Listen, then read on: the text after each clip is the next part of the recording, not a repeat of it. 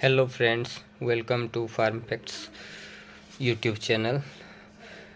এটা আমার H-Pro company रो 26 कैपेसिटी वाला फुल्ली ऑटोमेटिक इनक्यूबेटर आज डे 1 ट्रायल इठी टेम्परेचर टोटल 100 हुए 38 रे यारो last 38 degree temperature last temperature 37 38 भितर सी मेंटेन होची ऑटोमेटिकली यारो सेट टेम्परेचर सेट देची सेटिंग बटन प्लस माइनस करि परिवे एटा आपनकर लाइट इठी आपण अंडा चेक करि परिवे जे आपनकर भितरे चिया बढ़िलानी ना अंडा नष्ट होइची कोन एटा चेक करि होबो।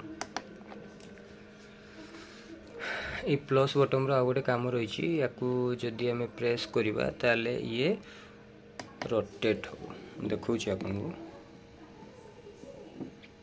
ऑटोमेटिक रोटेट होची देखि पाथिबे।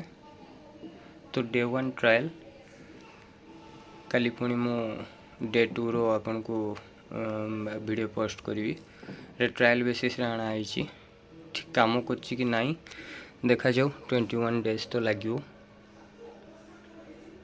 Okay, thank you.